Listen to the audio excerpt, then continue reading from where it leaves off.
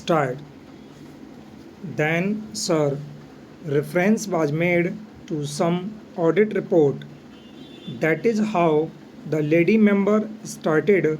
She said that the defense ministry was not doing its job quite well.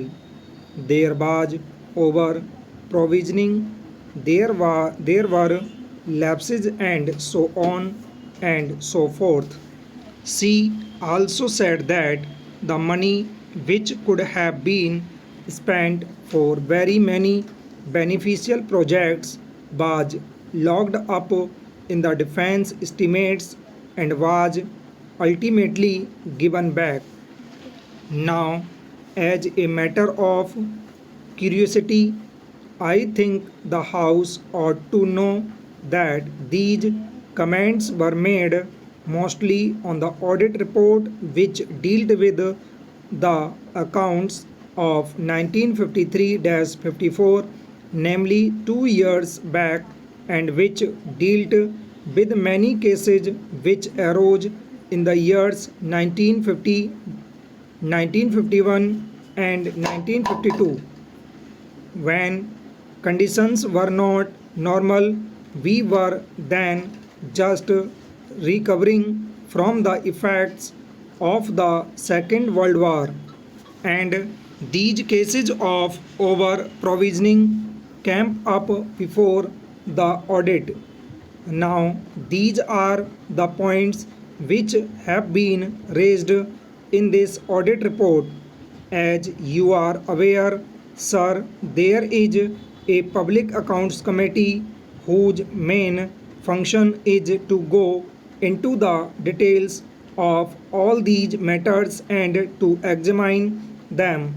I am told that the Public Accounts Committee is at present engaged in the task of going into all these questions and taking steps to see whether the comments made by the Audit General are satisfied or not, and whether there is a sufficient explanation forthcoming or not.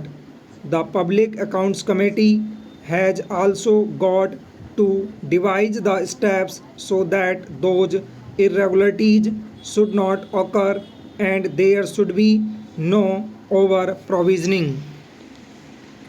I may say one thing in passing because it will rather be tedious for me to take the House through the merits of each particular thing in detail.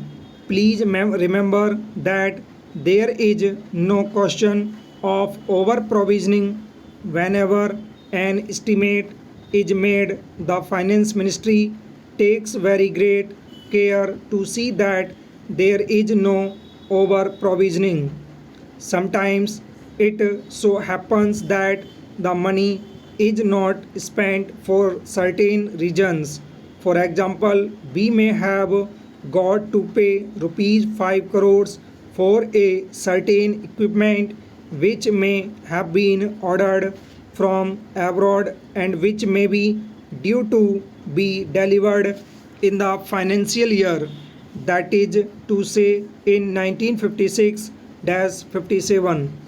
But when the dates of deliveries approach, the contractors on the suppliers may ask for a little extension of time, and the result is that instead of the goods being delivered by March 1957, they may be delivered in May 1957 or in July 1957. This may result in the money being held back.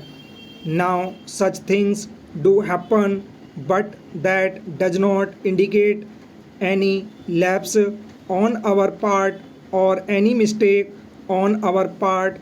Similarly, sometimes it happens like this.